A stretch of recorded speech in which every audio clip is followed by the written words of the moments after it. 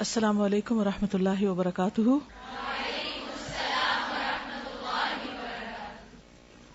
نحمده ونصلی علی رسولہ الکریم، اما بعد فاعوذ باللہ من الشیطان الرجیم، بسم اللہ الرحمن الرحیم، رب اشرح لی صدری ویسر لی امری واحلل عقدۃ من لسانی یفقہوا قولی۔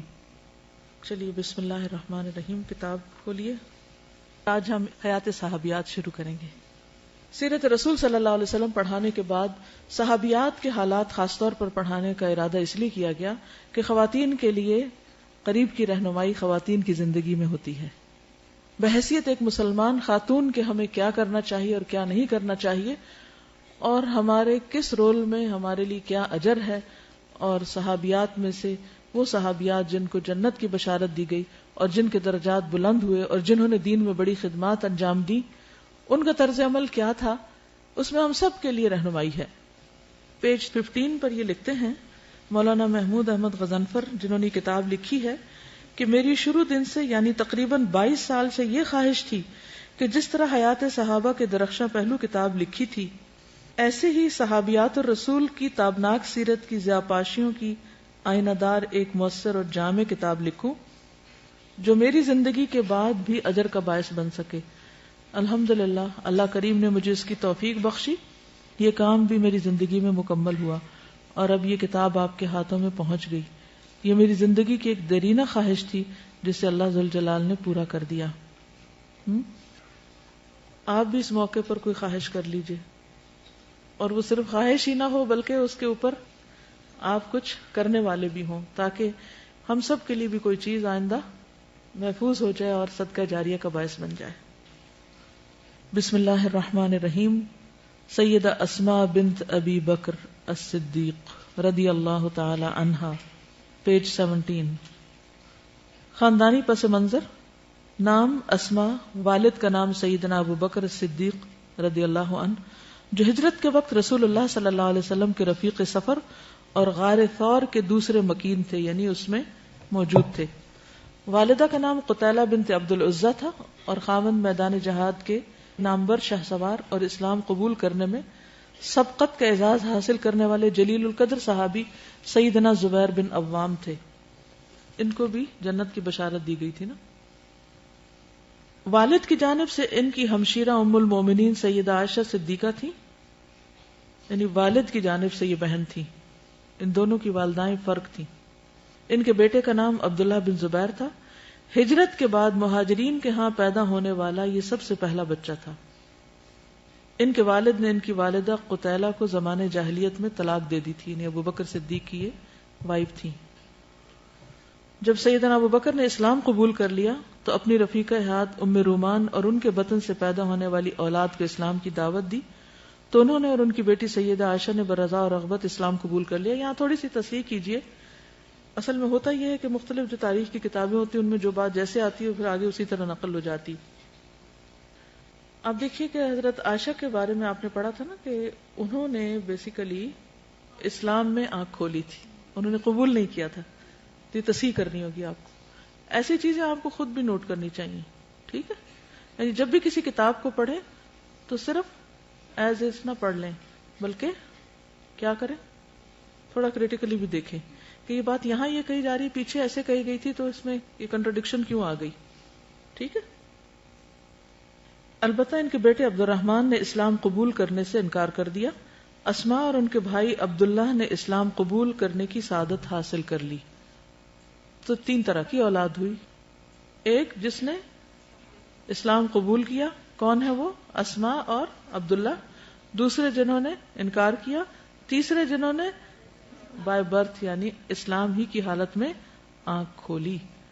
اور یہ بخاری کی حدیث سے ثابت ہے جس میں آتا ہے کہ عائشہ رضی اللہ تعالی عنہا نے آنکھ کھولی تو اپنے گھر میں دین اسلام ہی دیکھا، کیونکہ 6 سال کی عمر میں نبی صلی اللہ علیہ وسلم سے نکاح بھی ہو گیا تھا، تو اس اعتبار سے پھر بعد میں عبد الرحمن بھی دارہ اسلام میں داخل ہو گئے۔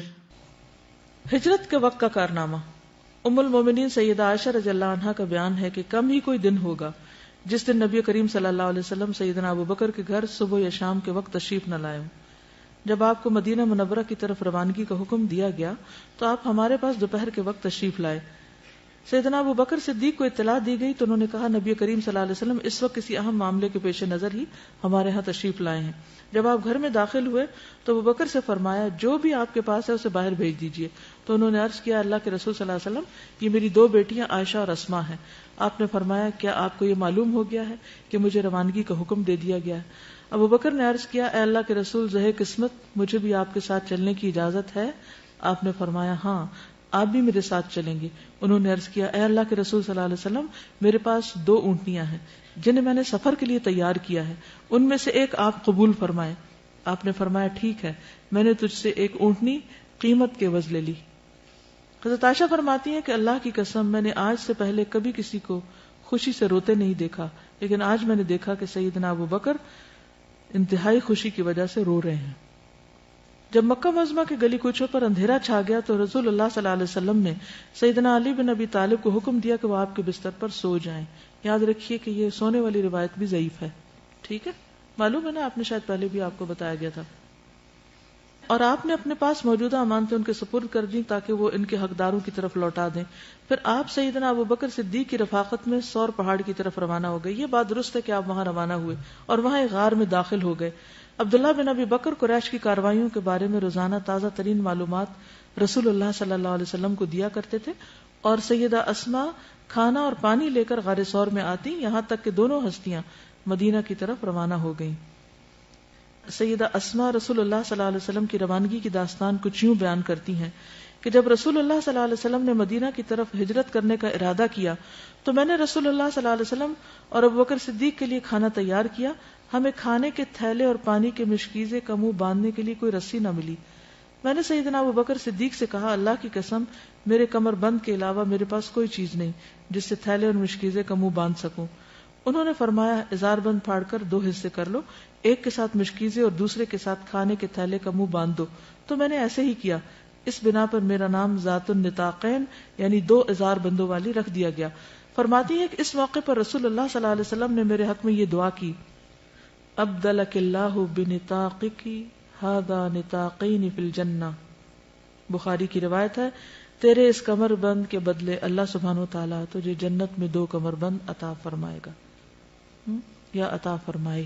ٹھیک ہے, اس واقعے کو آپ نے پہلے بھی پڑھا ہے, لیکن اس میں نئی بات کون سی ہے؟ دعا.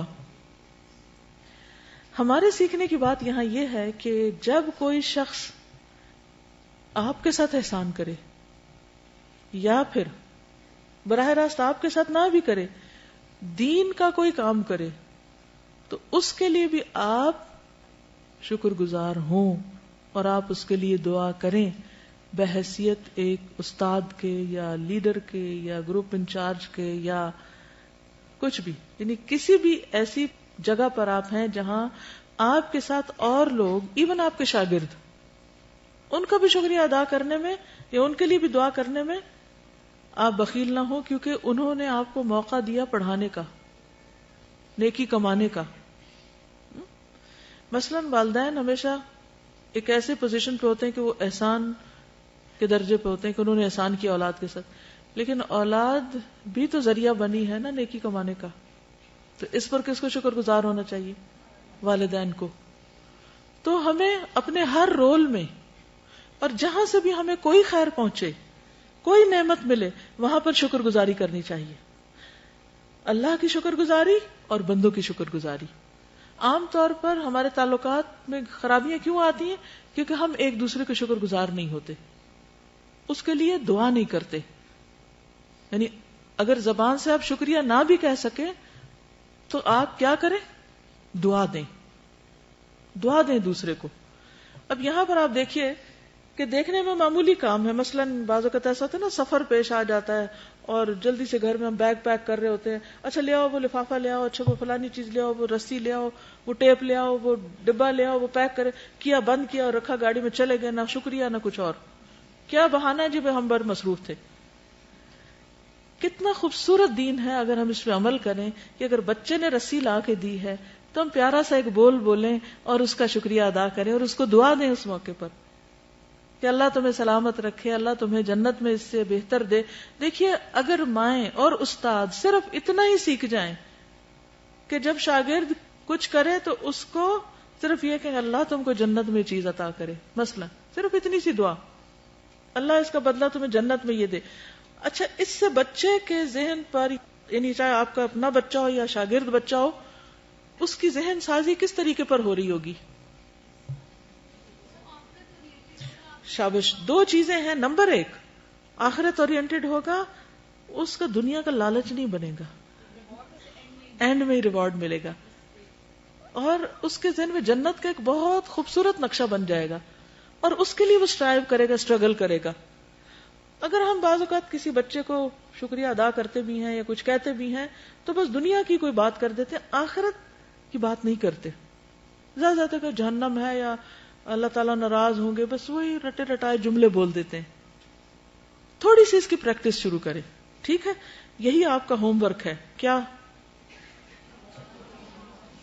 دعا. کیا؟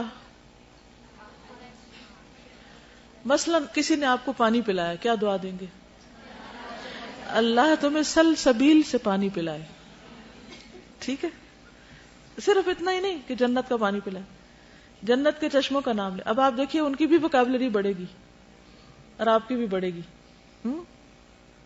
اللہ تم کو زنجبیل والا پلائے. وہ کہے گا زنجبیل کیا ہوتی ہے؟ پھر آپ اس کو روٹ ورڈ کر کے بتائیے، پھر آپ کو موقع مل جائے گا علم کو شیئر کرنے. ٹھیک ہے نا جی؟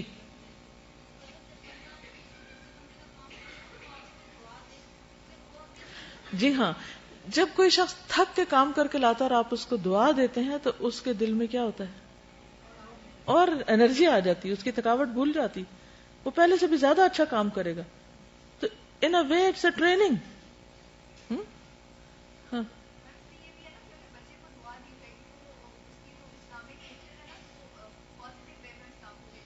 بالکل. اچھا، ایک اور یہ ہے کہ جب بڑے ہو جاتے ہیں نا تو ہم سب اپنے بزرگوں کی دعائیں بہت یاد کرتے ہیں. میرے والد مجھے بہت دعا دیتے تھے، میرے دادا نے مجھے بہت دعائیں دی، دادی ہماری بہت دعا دیتی تھی، پھپھی بڑی دیتی تھی. ایک یہ نقشہ ہے. اور دوسرا یہ کہ بد دعائیں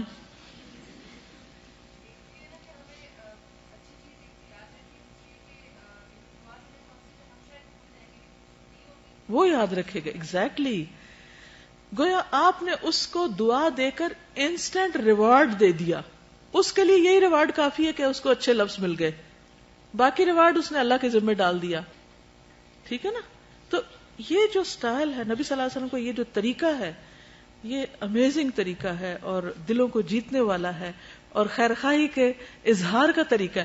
کل کسی نے سوال کیا تھا کہ ہم ہر ایک سے کیسے خیرخواہی کریں. This is the best way to do خیرخواہی.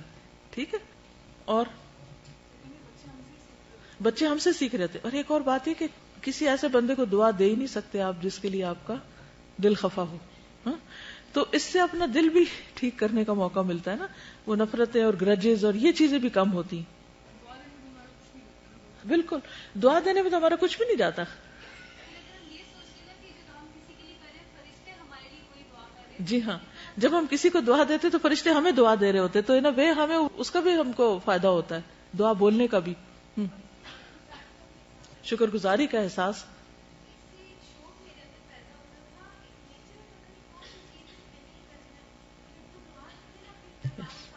بالکل ایک موٹیویشن ہے، یعنی اس میں بہت بڑا موٹیویشنل فیکٹر ہے.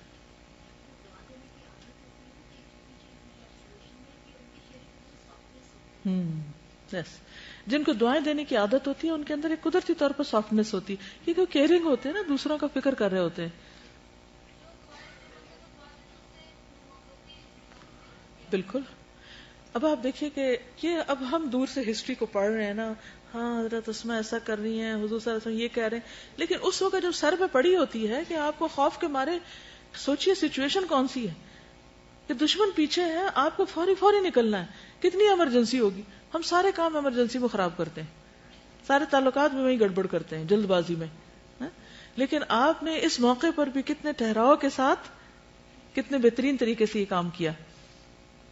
قریش کو رسول اللہ صلی اللہ علیہ وسلم اور ان کے ساتھی سیدنا ابو بکر صدیق کا کوئی نشان نہ ملا. سیدہ اسماء فرماتی ہیں جب رسول اللہ صلی اللہ علیہ وسلم سفر ہجرت پر روانہ ہو گئے تو قریش کی ایک ٹولی ہمارے پاس آئی. ان کے ساتھ ابو جہل بن ہشام بھی تھا. وہ لوگ سیدنا ابو بکر صدیق کے دروازے پر آئے، میں گھر سے باہر آئی تو انہوں نے کہا تیرا باپ ابو بکر کہاں ہے؟ میں نے کہا اللہ کی قسم مجھے نہیں معلوم کہ میرا باپ کہاں ہے۔ سیدہ اسماء فرماتی ہیں ابو جہل نے میرے رخسار پر تمانچہ رسید کر دیا جس سے میرے کان کی بالی دور جا گری۔ فرماتی ہیں کہ پھر قریشی واپس چلے گئے۔ 3 دن گزر گئے، ہم نہیں جانتے تھے کہ رسول اللہ صلی اللہ علیہ وسلم نے کس طرف کا رخ کیا ہے۔ پھر ہمیں معلوم ہوا کہ آپ نے مدینہ منورہ جانے کا ارادہ کیا ہے۔ آپ کے ساتھ میرے ابا جان، غلام عامر بن فہیرہ اور راستے کی رہنمائی کرنے کے لیے عبداللہ بن اریقت بھی تھے۔ اب آپ دیکھیے کہ اس پورے خاندان نے کس طرح دین کو سپورٹ کیا، خود ابو بکر، ان کے بچے، ان کے غلام اور ان کی اونٹنیاں۔ یہ نیکی کے مواقع بھی اللہ کسی کسی کو دیتا ہے کہ جس کو جان اور مال دونوں لگانے کی توفیق دے دے۔ اللہ ہمیں ان لوگوں میں شامل کر لے۔ عمدہ ذہانت، یعنی حضرت اسماء بہت ذہین خاتون تھی۔ امام احمد بن حنبل اپنی سند سے بیان کرتے ہیں کہ سیدہ اسماء بنت ابی بکر سے روایت ہے کہ جب رسول اللہ صلی اللہ علیہ وسلم سفر ہجرت پر روانہ ہوئے تو آپ کے ساتھ سیدنا ابو بکر صدیق بھی روانہ ہوئے۔ سیدنا ابو بکر اپنا سارا مال 5 یا 6 ہزار درہم اپنے ساتھ لے گئے۔ فرماتی ہے کہ ہمارے پاس میرے دادا جان ابو قحافہ آئے، وہ نابینا تھے، ہمیں کہنے لگے اللہ کی قسم میرے بیٹے نے تمہیں ذاتی اور مالی صدمہ پہنچایا، تمہارے ساتھ اچھا نہیں کیا۔ بزرگ تھے خاندان کے، ایسے بزرگ ہر خاندان میں ہوتے ہیں، وہ اپنی ٹرمز میں سوچتے ہیں اور ان کے نفع نقصان کے اپنے کچھ معیار ہوتے ہیں۔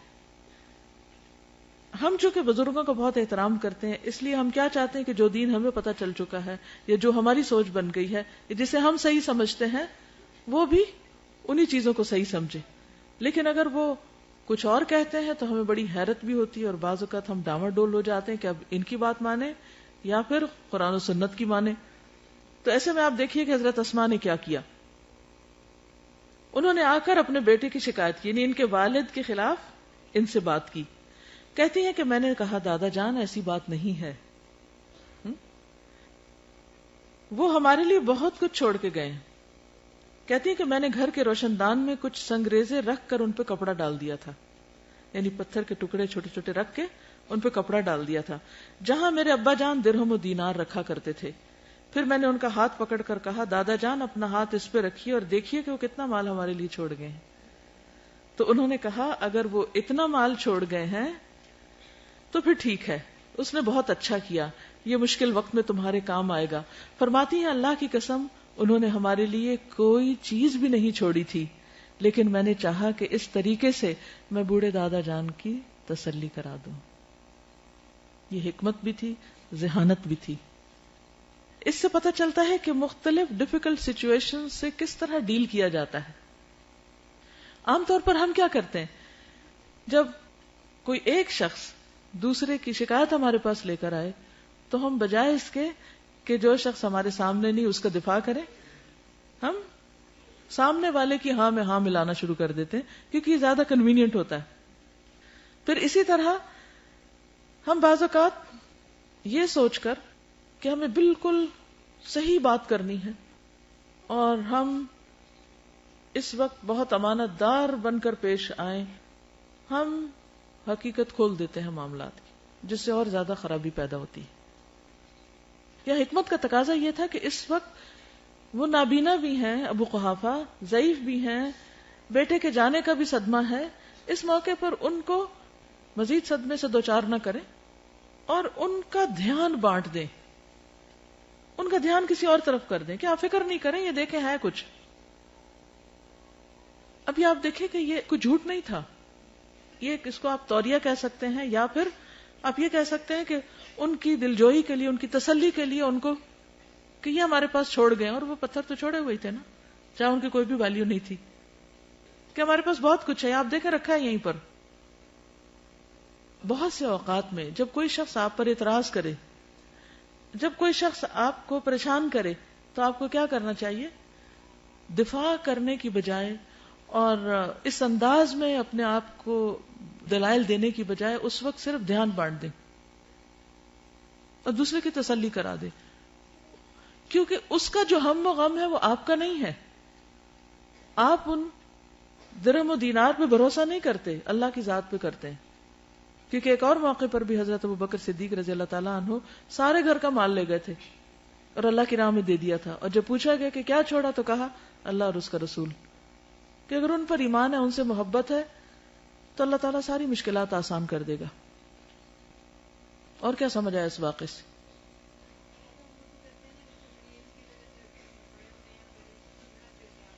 جی، بڑی ایج کے جو لوگ ہوتے ہیں بعض اوقات ان میں اور ہم میں بہت ایک ذہنی فاصلہ ہوتا ہے، پھر ہم ان کی بات سمجھتے نہیں تو بعض اوقات ڈانٹ کے بات کر دیتے ہیں، بعض اوقات ان کو چپ کرا دیتے ہیں، بعض اوقات ان کو اگنور ہی کر دیتے ہیں، سنتے ہی نہیں وہ کیا کہہ رہے ہیں.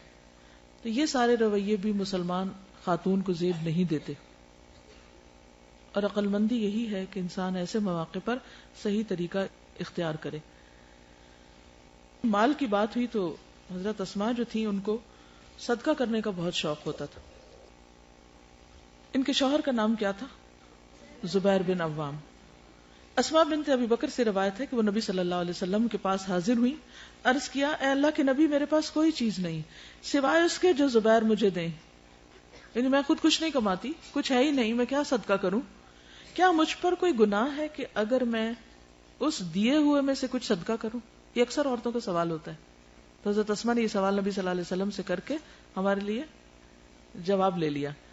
تو آپ نے فرمایا جتنی تم میں طاقت ہو اتنا دو، ولا تو کی فیو کا علیہ کی، اور جمع کر کے نہ رکھو ورنہ اللہ تم کو بھی دینا بند کر دے گا. یعنی جو پیسے شوہر تمہیں دے دیتا ہے خرچ کرنے کے لیے، اور اس سے تم دنیا کی چیزیں، گھر کی ضرورت کی چیزیں لے رہی ہو، تو اس میں سے صدقہ بھی کر دو جتنی تم میں استطاعت ہے. یعنی باقی ضروریات کے ساتھ یہ بھی تو ایک ضرورت ہے نا. سمجھ رہے ہیں اس بات کو؟ اکثر خواتین کو یہ کنفیوژن رہتا ہے، کیا دیں کیا نہ دیں، کہاں سے دیں، خود نہیں کماتے، صدقہ کہاں سے کریں، اگر ہم نے دے دیا تو کہیں یہ گناہ نہ ہو. کبھی وہ کچھ بھی نہیں دیتی اور کچھ سارا کچھ ہی دے دیتی ہیں، کچھ پھر مزید چوری کرنے لگتی ہیں کہ یہ کر کے ہم کوئی خیر کا کام کر لیں. یہ سارے طریقے درست نہیں. کیا کرنا چاہیے؟ روزمرہ زندگی میں صدقہ خیرات اسی طرح شامل کر لینا چاہیے جیسے ہم اپنی دیگر ضروریات چھوٹی موٹی پوری کرتے رہتے ہیں. مثلا اگر آپ نے اپنے گھر والوں کے لیے کھانا خریدا ہے اور اس کو آپ پکا رہی ہیں، آپ گھر والوں کو کھلا رہی ہیں تو ساتھ کسی یتیم مسکین کو بھی کھلا دیں، اسے کیا مشکل ہے؟ اب اس وقت آپ یہ حساب کرنے بیٹھیں گے اوہ نو میں تو یہ نہیں دے سکتی کیونکہ یہ میرے شوہر کی آمدنی. نہیں، آپ صلی اللہ علیہ وسلم کا جواب بہت خوبصورت ہے. آپ نے فرمایا جتنی تم میں طاقت ہو، جو تم اس میں سے کر سکتی ہو اسے دے دو، اور جمع کر کے نہ رکھو. لا تو کی فیو کا علیہ کی، بند نہ کرو، تم پہ بھی بند کر دیا جائے گا. حضرت اسماء کو چونکہ حضور صلی اللہ علیہ وسلم فرمایا تھا کہ تم بند نہ کرو، تم پہ بھی روک دیا جائے گا، تو وہ روکتی نہیں تھی. جو آتا تھا جب دینا ہوتا تھا ساتھ ساتھ دیتی جاتی تھی. اور حضرت عائشہ کیا کرتی تھی کہ وہ جب کچھ اکٹھا ہو جاتا، جمع ہو جاتا، پھر اس کے ساتھ وہ دیتی. دونوں ہی طریقے درست ہیں. عبداللہ بن زبیر سے روایت ہے، کہتے ہیں کہ میں نے عائشہ رضی اللہ تعالی عنہا اور اسماء سے زیادہ کسی عورت کو سخی نہیں دیکھا. بہت زیادہ سخاوت کرتی تھی. ان کی سخاوتیں دو طرح کی تھی. حضرت عائشہ جمع کیا کرتی تھی اور ذرا ذرا جمع کرتی تھی، جب کچھ جمع ہوتا تو تقسیم کرتی. اور حضرت اسماء کل کے لیے جمع نہیں کرتی تھی، ساتھ ہی دے دیتی تھی. اب آپ میں سے جس کو جو سوٹ کرے وہ طریقہ اختیار کر لے. اس سے یہ پتہ چلتا ہے کہ دین میں وسعت ہے. کسی ایک لگے بندھے طریقے کو دین سمجھنا اور اس سے ذرا ادھر ادھر ہونا، اس کو غیر دین سمجھنا، یہ درست نہیں. ہر شخص کو اپنے حالات کے مطابق نیکی کے کام کرنے چاہیے. اصل چیز ہے مقصد کا حصول. رستہ ادھر سے بھی جا سکتا ہے اور ادھر سے بھی جا سکتا ہے، بشرطے کہ آپ وہیں پہنچے جہاں پہنچنا چاہیے، کریں وہی جو کرنا چاہیے. جی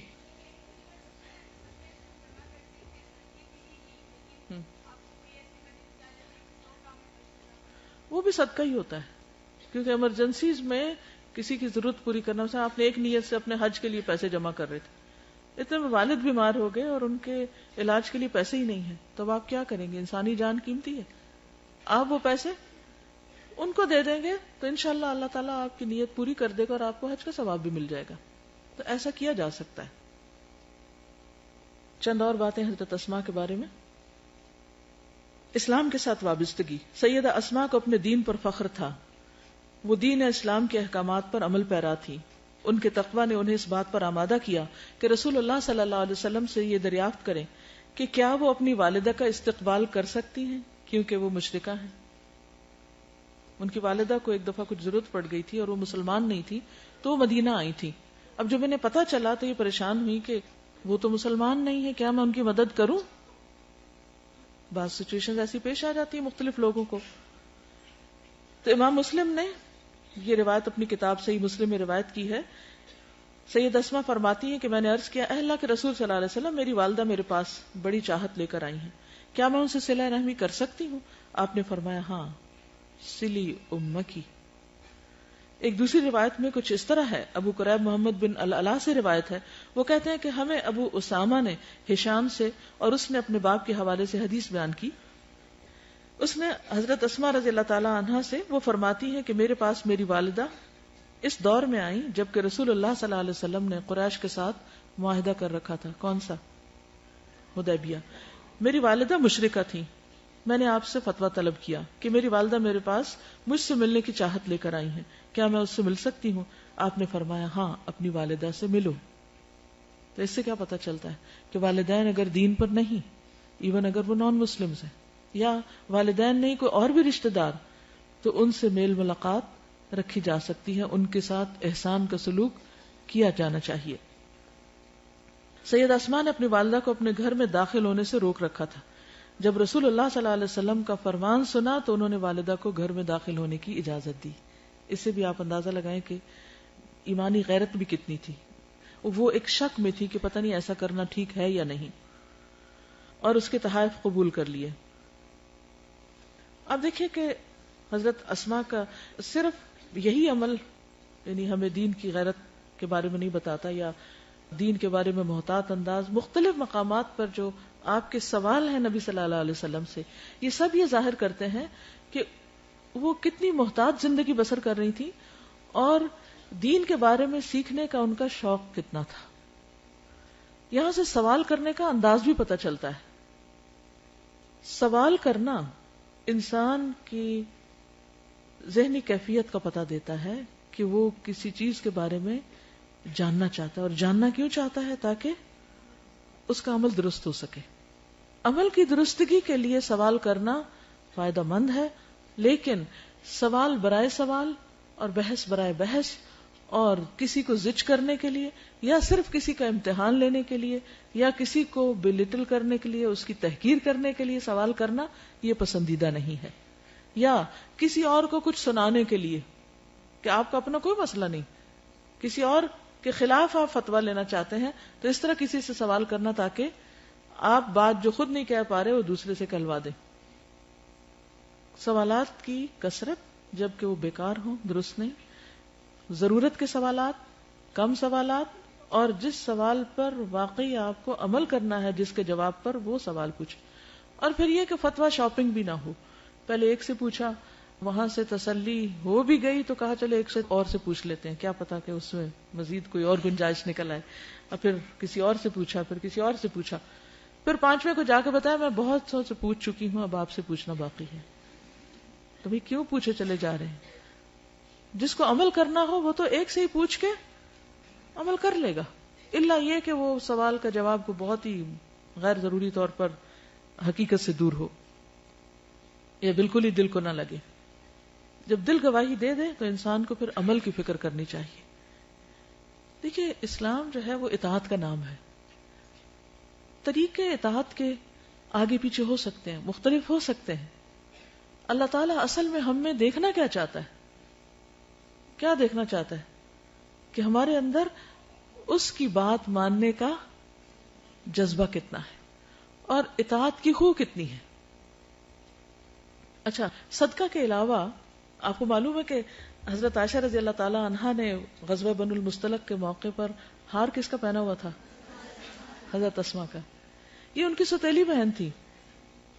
اب یہ سوتیلے رشتے کا احترام دیکھیے آپ, اور وہ جا بھی سفر پر رہی ہیں اور ہار بھی قیمتی ہے, اور وہ ان سے مانگ رہی ہیں اور وہ ان کو دے رہی ہیں. اپنے آپ کو رکھ کے دیکھیے, آپ کی سوتیلی بہن یا آپ کی کزن آپ سے اگر ہار مانگے کسی شادی پہ پہننے کے لیے دیں گی؟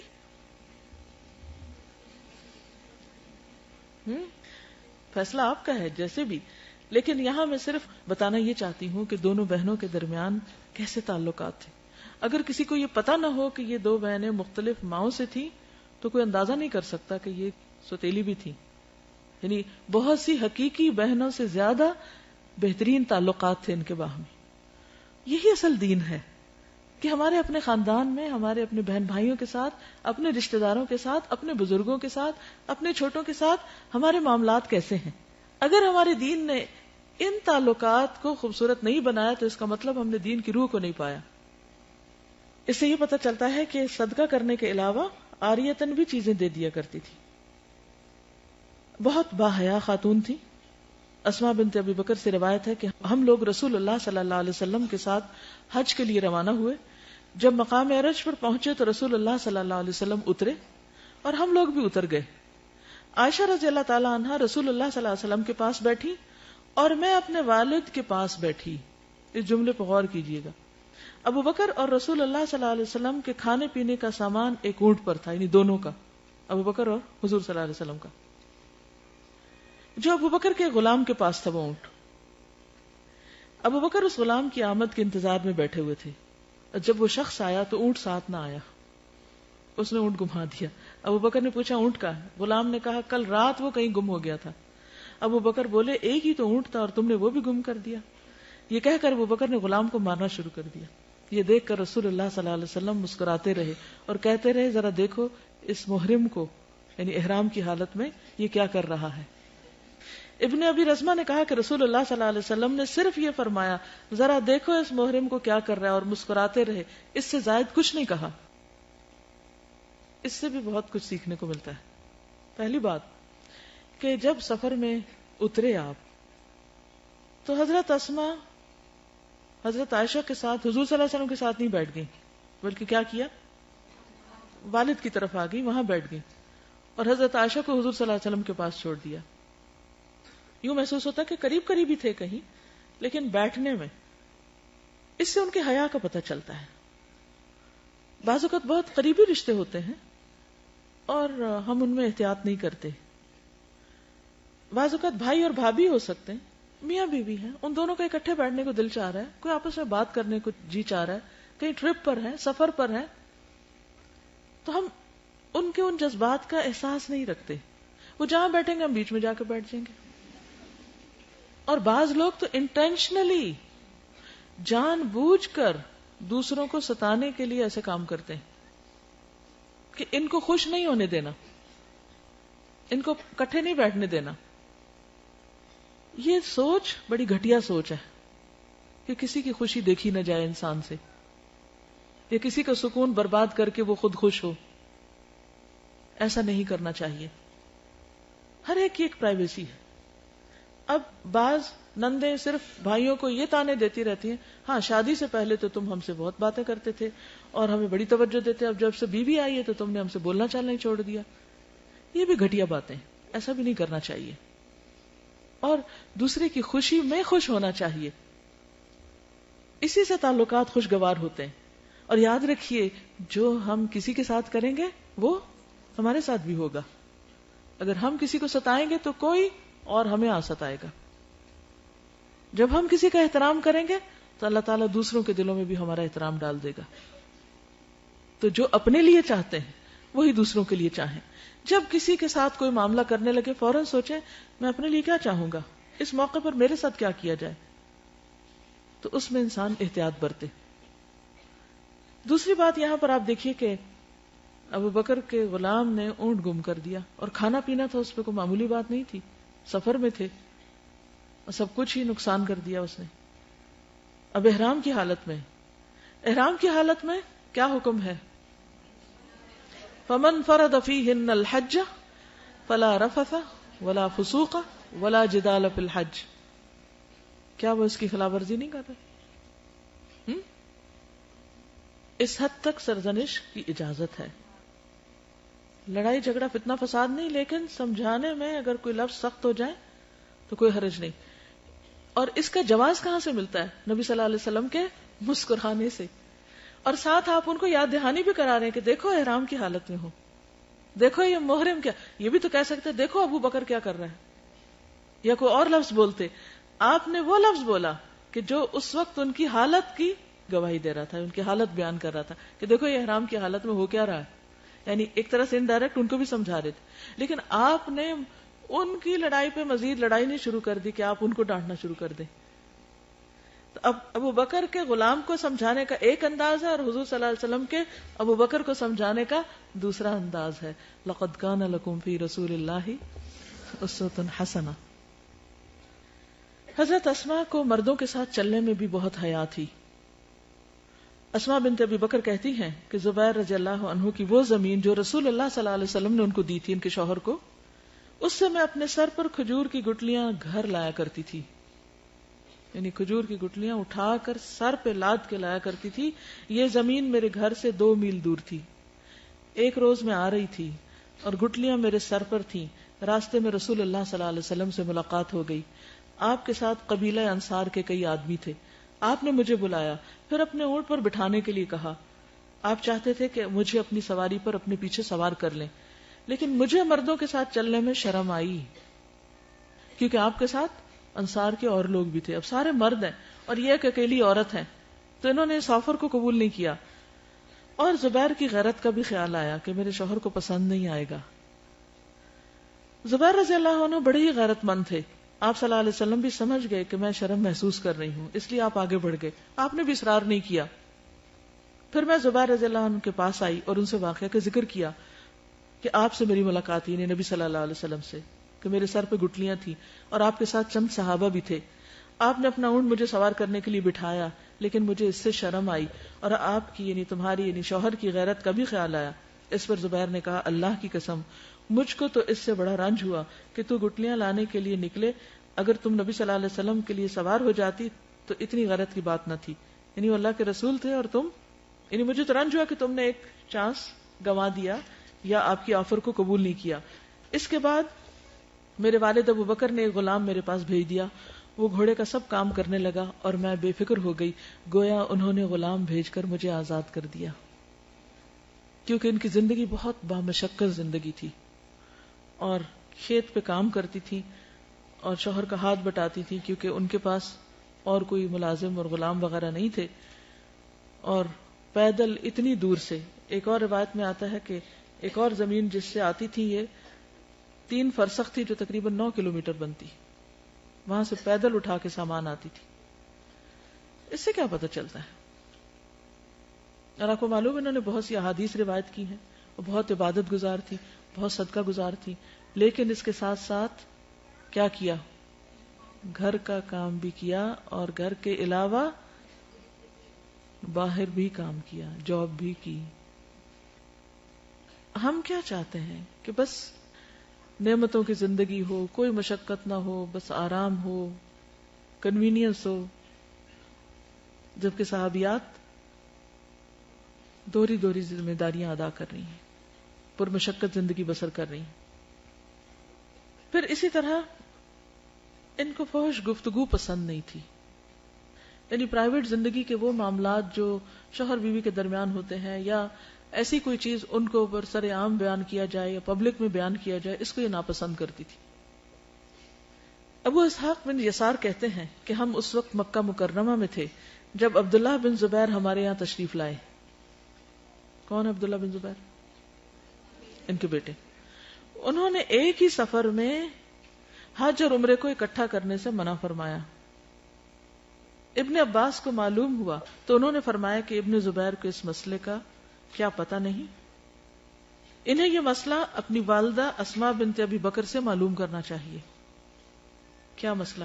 کہ دونوں ایک جگہ پہ کر سکتے ہیں. یہ میں نے بتایا تھا نا کہ اہل عرب حج اور عمرے کو اکٹھا کرنا سخت ناپسند کرتے تھے. تو جن صحابہ کو نہیں پتا تھا ان کا شاید یہ اوپینین تھا. اگر حضرت زبیر ان کے پاس حلال ہونے کی صورت میں نہیں آتے تھے تو اور کیا ہوتا تھا؟ اب یہ خاص شوہر بیوی کے تعلق کو یہاں انہوں نے ایک جملے میں بول دیا. کنہوں نے؟ ابن عباس نے. یعنی زبیر حلال ہوتے تھے عمرہ کر کے تو تعلق قائم کرتے تھے اپنی بیوی سے. حضرت اسماء کو جب یہ بات پتہ چلی تو کہا اللہ ابن عباس کی بخشش فرمائے، اللہ کی قسم انہوں نے فحش بات کی، گو کہ بات سچی ہے کہ لوگ حلال ہو گئے تھے اور ہم عورتیں بھی، اور مرد اپنی بیویوں کے پاس آئے تھے، لیکن انہیں یہ بات نہیں کرنی چاہیے تھی۔ اس سے یہ بھی پتہ چلتا ہے کہ صحابیات کھلے دل سے جب انہیں کوئی بات دوسروں کے بارے میں ناپسند ہوتی تو اس کا اظہار بھی کر دیتی تھی، کیونکہ لوگ ان کی طرف دیکھتے تھے، وہ سب رول ماڈل تھی دوسروں کے لیے بھی۔ اور کہیں یہ نہیں آتا کہ پھر اس بات سے اب ابن عباس ناراض ہو گئے کہ اچھا تم نے میرے بارے میں کیوں کہہ دیا، اور انہوں نے اصل کام چھوڑ کے ان جھگڑوں میں پڑ گئے۔ ہم لوگ کیا کرتے ہیں، اگر ہم نے کسی سے اختلاف کر لیا تو اس کے بعد دوسرا اس کو پرسنل لے لیتا ہے، اس کو مائنڈ کر جاتا ہے، پھر وہ اپنے دل میں رکھ بیٹھتا ہے، پھر کیا ہوتا ہے، پھر وہ پہلے کے بارے میں کوئی بات کہہ دیتا ہے، پھر پہلا اپنا دفاع شروع کر دیتا ہے، پھر اور وہ جو کرنے کا کام تھا جس کے لیے گھر سے نکلے تھے وہ رہ ہی جاتا ہے۔ اور یہ شیطان کا حربہ ہوتا ہے کہ ارریلیونٹ چیزوں میں الجھا دیتا ہے۔ اس لیے کوشش یہ کریں کہ جب کبھی کوئی ایسی سچویشن پیش آئے تو میکسیمم اس کو اگنور کرنے کی کوشش کریں، اور اگر سنے کہ فلاں نے آپ کے بارے میں کچھ کہہ دیا تو اس کو دعا دے کے معاملہ ختم کر دیں، اچھا اللہ اس کو ہدایت دے، اللہ اس کی غلط فہمی دور کر دے۔ جی آپ فرمائیے۔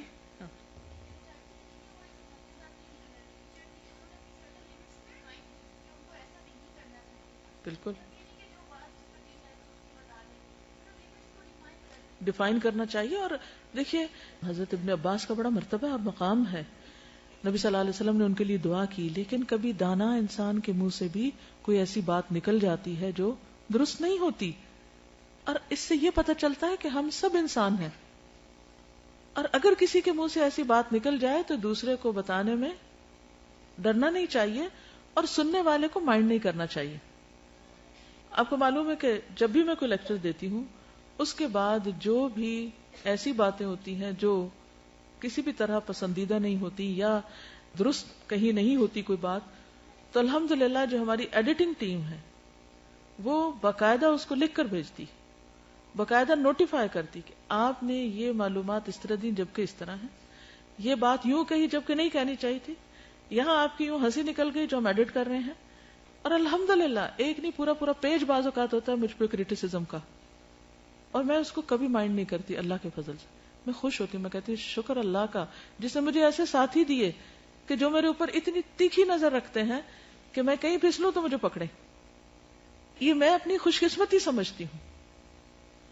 اور اتنی باتیں سننے کے بعد، یعنی جیسے 2002 کی تفسیر جب ایڈٹ ہو رہی تھی 1 گھنٹہ ڈسکشن ہوتی تھی بعد میں روزانہ، جو ہی میں کلاس سے آتی یہ سارا لکھنا شروع کر دیتی، پھر ان کے لکھے ہوئے کو ایک اور ٹیم پڑھنا شروع کر دیتی اور 7 سرخ نشان لگتے، اور پھر ایڈیٹنگ ٹیم لے کے بیٹھ جاتی اور ان جملوں کو وہاں سے کاٹتی، مسلسل یعنی 300 سے زائد اسباق پر میں نے اتنی کریٹیسزم سنی ہوئی ہے، اور میرے اپنے اسٹوڈنٹس کر رہے ہوتے تھے میرے ساتھ بیٹھ کے، اور میں نے پوری ٹیم ساتھ بٹھائی ہوئی ہوتی تھی اور پوری اجازت دی ہوئی تھی جو چاہو مجھے کہو۔ ہاں استاد اور شاگرد اور اصلاح کرنے والے اور جس کی جا رہی ہے اس کی پھر لمٹس ہے، اسے بدتمیزی کی گنجائش نہیں، لیکن اچھے انداز میں اگر آپ کو کوئی بتاتا ہے تو اس پر ایک ٹھنڈک آتی ہے دل میں کہ شکر ہے کہ یہ اصلاح ہو گئی، یہیں پر ہی صفائی ہو گئی۔ تو اس کا ہم سب کو حوصلہ پیدا کرنا ہے اپنے اندر، جب تک یہ حوصلہ نہیں ہوگا اور ان چیزوں کو لے کے ہم اتنا پرسنل اور اتنے غمگین ہو جائیں اور اتنا بوجھ ہم پہ پڑ جائے کہ ہم کسی کام کے قابل نہ رہیں، تو یہ ہمارے لیے بڑے نقصان دہ بات ہے۔ ہم سب کو اپنے اندر حوصلہ پیدا کرنا ہے کہ اگر ہمارے منہ سے کوئی ٹنگ سلپ ہو گئی، کوئی بات ایسی ہو گئی اور دوسرا ہمیں بتا رہے ہیں تو ہم اس کو خوش دلی سے سن لیں اور اپنی اصلاح کر لیں، ٹھیک ہے۔ حضرت اسماء کے حیا کے بارے میں ہی ایک اور چیز، کیونکہ ہم خواتین ہیں نا تو اس لیے خصوصی طور پر ان کا یہ پہلو میں نمایاں کر رہی ہوں، کیونکہ اس طرح کے چھوٹے چھوٹے واقعات ہماری زندگی پیش آتے ہیں اور ہمیں وہاں سمجھ نہیں آتی کہ ہم نے کیا کیا اور ہمیں کیا کرنا چاہیے تھا۔ ہشام بن عروہ سے مروی ہے کہ منذر بن زبیر عراق سے آئے تو انہوں نے اسماء بنت ابی بکر کی طرف کچھ کپڑے بھیجے۔ ایسا ہوتا ہے نا کہ مثلا کوئی رشتہ دار، کوئی جان پہچان والا کہیں سے کوئی آتا، کوئی تحفہ بھیج دیتا ہے آپ کو، جو خوبصورت، نرم، باریک اور عمدہ تھے۔ اس موقع پر اسماء رضی اللہ تعالی عنہا کی نظر کمزور ہو چکی تھی، تو انہوں نے ان کپڑوں کو اپنے ہاتھ سے ٹٹولا اور کہا افسوس، یہ کپڑے اس کو واپس کر دو۔ منذر بن زبیر کو یہ بات گراں گزری، انہوں نے کہا اماں جان، یہ کپڑے اتنے باریک نہیں کہ ان میں سے جسم نظر آئے. انہوں نے کہا اگرچہ یہ اتنے باریک نہیں لیکن یہ جسم کے ساتھ چپک کر خد و خال تو عیاں کر دیتے ہیں. یعنی وہ بہت تھن کپڑا ہوگا نا. مثلا اگر آپ ایک لنن کی شلوار پہنے اور اگر وہ تھوڑی تنگ بھی ہو تو وہ جسم سے ہٹی رہے گی, لیکن اگر آپ پیور سلک کی پہنے اسی سائز کی سلوا کر تو کیا ہوگا, جسم سے چپک جائے گی اور اس سے جسم کی جو شیپ ہے وہ بہت زیادہ نظر آنے لگے گی. تو انہوں نے صرف یہ نہیں کہ سی تھرو ہے, انہوں نے یہ بھی دیکھا کہ تو چپکے گی اور چپک کے میں ننگی نظر آؤں گی تو مجھے یہ نہیں پہننے. عام طور پر ہم جس نے ہمیں تحفہ دیا ہو یہ بات بتانے سے ڈرتے ہیں یا نہیں. کیا کرے گا وہ, مائنڈ کر جائے گا بھائی, اس کو پتہ کیسے چلے گا کہ ٹھیک نہیں. اب یہاں چونکہ ہم لکھی ہوئی باتیں پڑھ رہے ہیں, روایات لکھی ہوئی ہم تک پہنچی ہیں, ہم نہیں جانتے ٹون کیا تھی, کیونکہ بہت سے لفظ ان کی جب اچھے طریقے سے ادائیگی ہوتی ہے تو وہ کیا ہو جاتے ہیں, ہلکے ہو جاتے ہیں. آپ کسی کو مشکل سے مشکل بات کہہ سکتے ہیں, صرف یہ کہ آپ اپنا انداز اچھا رکھیں, لیکن لوگوں کو حق بات کہنے سے ڈرے مت, ورنہ حق چھپ جائے گا. حق کا پتہ نہیں چلے گا لوگوں کو. چاہے تو حق کو پھول کی شکل میں پیش کریں, چاہے تو پتھر کی شکل میں مارے, چوائس آپ کی ہے. ابو سعید سے مروی ہے, نبی صلی اللہ علیہ وسلم نے فرمایا لوگوں کی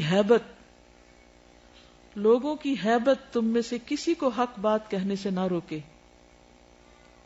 کہے اس کا تو بڑا روب ہے اور مجھے اس سے ڈر لگتا ہے, جبکہ وہ خود اسے دیکھ لے یا مشاہدہ کر لے یا سن لے.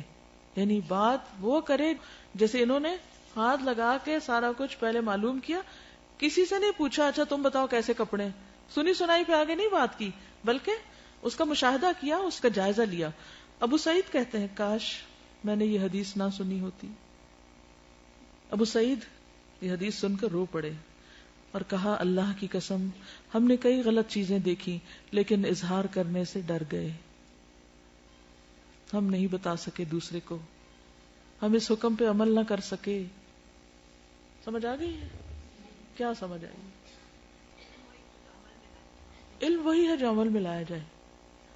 اب آپ دیکھیے کہ جب کوئی چیز آپ کو پتہ چلتی ہے نا, جیسے انسان چلنا سیکھتا ہے تو گرتا ہے, پھر اٹھتا ہے, پھر گرتا ہے, تو ایک تو بتانے کا انداز اچھا ہو, دوسرا یہ ہے کہ اس وقت اپنے دل کا جائزہ لیا جائے کہ میں اس وقت یہ بات کیوں نہیں بتا رہا, کہ ابھی نہیں کسی اور وقت میں بتاؤں گا جو اس سے بہتر ہے, یا پھر مجھے اس شخص کا ڈر ہے تو اس لیے میں نہیں بتا رہا. تو اس وقت اللہ سے دعا کرنی چاہیے کہ اللہ یہ ڈر دور کر دے, سینہ کھول دے اور زبان سے حق بات بیان کرنے کی توفیق دے, اور مجھے ایسا اچھا انداز دے کہ میں دوسرے کو بتاؤں اور اس کو قبول بھی کر لے. یعنی یہ سب وہ مردوں کے سامنے کہہ رہی ہے بات, یعنی ایک جھجک ہوتی ہے نا.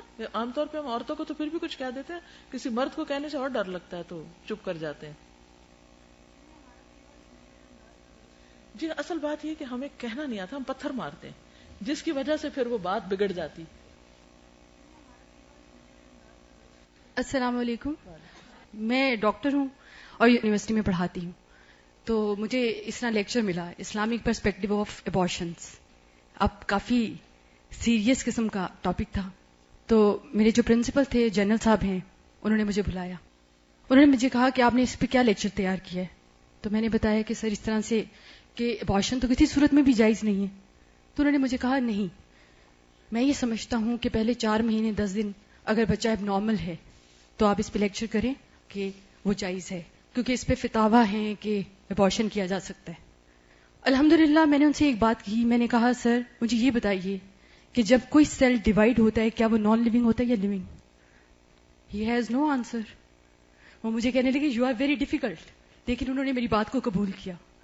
4th ایئر کا لیکچر تھا, لڑکے لڑکیاں دونوں تھے, اور میں ڈیلیور کری تھی. تو اسی ڈپارٹمنٹ کے HOD آئے جو مجھے بالکل پسند نہیں کرتے. جب وہ آئے اور الحمدللہ میں لیکچر ڈیلیور کر رہی تھی, اور اس میں انہوں نے مجھے کہا آپ ڈاکٹر صاحبہ مجھے پلیز ایک بات بتائیں گی. خود بھی اندر آ گئے, حالانکہ عام طور پہ جس کا لیکچر ہوتا ہے وہ تو لیکچر دیتا ہے, دوسرے ٹیچرز نہیں آتے. لیکن وہ خود بھی اندر آ گئے اور انہوں نے کہا ڈاکٹر صاحبہ میں آپ سے ایک بات پوچھنا چاہوں گا کہ جن لوگوں کا ریپ ہوتا ہے ان کے ابارشنز ہونے چاہیے کہ نہیں ہونے چاہیے؟ تو الحمدللہ ثم الحمدللہ میں نے وہی زنا والی حدیث کہ ایک عورت آئی وہ پریگننٹ تھی اور پھر اس کے بعد میں نے کہا میں اپنی کوئی بات نہیں کروں گی، میں آپ کو اپنے رسول صلی اللہ علیہ وآلہ وسلم کی بات بتاؤں گی، اور میں نے بہت اچھے طریقے سے الحمدللہ ان کو کنوے کیا، اللہ نے کروایا۔ آپ یقین مانیے کہ وہ الحمدللہ پرسوں انہوں نے مجھے بلایا، یعنی وہ ہمیشہ یہ کہتے تھے یہ ملوانیاں جو ہوتی ہیں نا ڈاکٹرنیاں، پتہ نہیں یہ کیا کرتی ہیں، مجھے تو ان کی سمجھ نہیں آتی، ان کے ضرور کوئی مشنز ہیں اور ہر وقت جو ہے یہ دوسروں کو قرآن پڑھانا ان کو ضرور کہیں سے کوئی فائدہ ہوتا ہے۔ میں نے کہا واقعی جہاں سے ہمیں فائدہ ہوتا ہے آپ سوچ بھی نہیں سکتے۔ اور یقین مانے میں لٹرلی ایک جگہ پہ بیٹھی تھی اور انہوں نے اس طرح کی باتیں کی، یہ داڑھیوں والے، یہ مولوی، ان کے پتہ نہیں کیا پروجیکٹس ہوتے ہیں جو پتہ نہیں قرآن لے کے پھرتے رہتے۔ اور پرسوں ترسوں انہوں نے مجھے بلایا اور انہوں نے مجھے کہا کہ مجھے آپ سے ہدایت چاہیے۔ الحمدللہ، آپ یقین مانیے ہی از اے HOD، he is a professor. میں یہ نہیں کہ بڑی چیز بن گئی، لیکن حق کو جو استاذہ بات کری ہے نا، ہم نے بیان کرنا ہے اخلاق سے، کردار سے، محبت سے۔ چھوٹی چھوٹی فرکشنز آپ یہاں سے نکلیں گے ضرور آئیں گی۔ آج یہاں سے جو دین کا آپ نے حق لینا شروع کیا تھا وہ کیا تھا؟ تجوید سے پڑھنا، علم کو ریٹین کرنا، عمل میں لانا۔ اب باقی 2 سٹیپس باقی ہیں، وہ کیا ہیں؟ پہنچانا، بلغوا انی۔ تو اب آئیں گی مشکلیں، کیونکہ الہدا میں تو ایمان لیول ہائی استاذہ نظر آ رہی ہیں، ایوری بڈی از ٹیچر، ہر کوئی سکھا رہا ہے، اور استاذوں کو دیکھ دیکھ کے دل کرتا ہے کہ آئے ہم نیکیاں کر لیں، بھاگیں بھاگیں بھاگیں۔ لیکن جب باہر جائیں گے یہ ملوانیاں، یہ نینجا ٹرٹلز، یہ کیا کرتی پھرتی ہیں؟ لیکن یہ یاد رکھیے اخلاق اور کردار، استقامت، ڈونٹ ریئیکٹ، پیار اور محبت، جہاں بھی جائیں دل میں خیر خواہی، کیونکہ ایمان کا لیول ایک ہے کہ میں جنت میں جاؤں، ٹھیک ہے، دوسرا اس سے بڑھ جاتا ہے فیملی بھی جنت میں جائے، اور تیسرا ہے وہ خیر خواہی، ہر کوئی جنت میں جائے۔ جب اس گریڈ پہ پہنچیں گے یقین مانیے کچھ بھی برا نہیں لگے گا، اور وہ وقت آتا ہے کہ لوگ آپ کو سامنے بلاتے ہیں، کنفیس کرتے ہیں حالانکہ آپ نے کبھی کوئی بات ہی نہیں کی ہوتی، نو کمیونیکیشن، لیکن پھر آپ سے کہتے ہیں کہ ہمیں ہدایت کی طرف۔ اب انہوں نے مجھے کہا گرامر میں میری ہیلپ کرے کیونکہ میں الذی اور الذین جاننا چاہتا ہوں، الحمدللہ۔ تو یہاں سے جاتے وقت یہ بات یاد رکھیں کہ آپ کو مشکلیں آئیں گی، لیکن مشکلیں آتی کیوں ہیں؟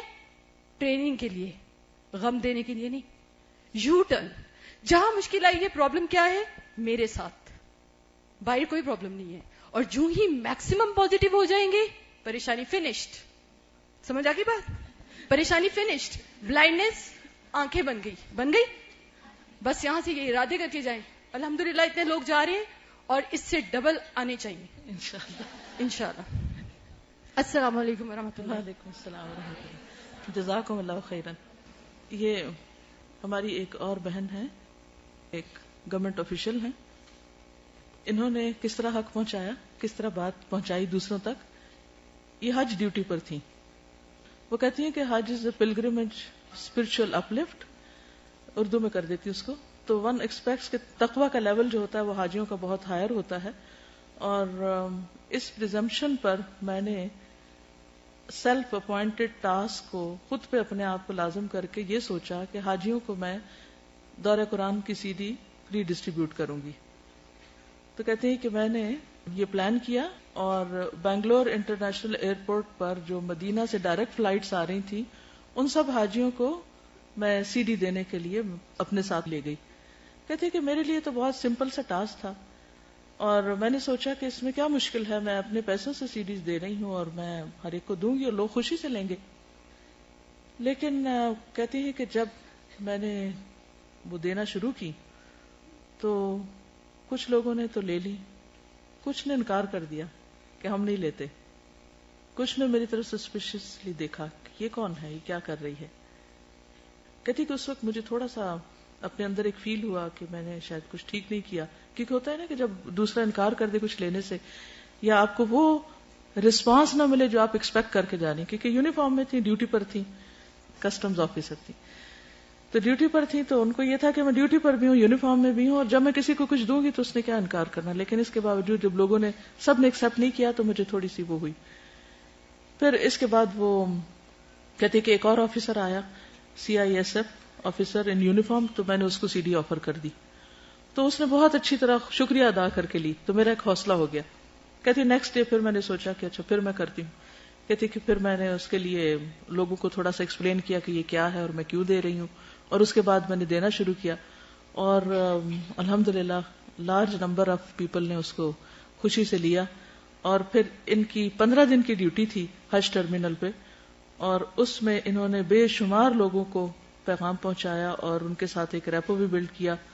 اور اینڈ پہ یہ لکھتی ہیں کہ اصل میں مینٹل بلاکیج ہمارے اپنے اندر ہوتا ہے. جب ہم تھوڑی سی بھی مخالفت دیکھتے ہیں تو خود سے خود فیصلہ کر لیتے ہیں کہ لوگ نہیں مانیں گے، لہٰذا ہم اپنا کام چھوڑ کے بیٹھ جاتے ہیں. تو بات یہ ہے کہ ہمیشہ یہ سوچا کریں کہ اگر کچھ نہیں مانتے تو بہت سے ماننے والے بھی موجود ہیں، اور کیا میں ان کی وجہ سے ان تک خیر نہ پہنچاؤں جو ماننے والے نہیں ہیں. تو بہرحال حضرت اسماء رضی اللہ تعالی عنہا کی زندگی ہمارے لیے ایک بہترین نمونہ ہے. غم کی حالت میں بہت مطمئن رہتی تھی اور بہت صابر و شاکر ہوتی تھی. عام طور پہ عورتوں کے لیے غم برداشت کرنا ایک مشکل کام ہوتا ہے اور صبر کرنا بھی.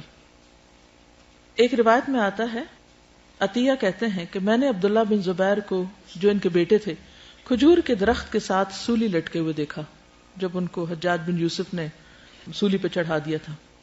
ایک عورت کو پالکی میں اٹھا کر لایا جا رہا تھا، حتیٰ کہ وہ اس کی طرف چلی گئی.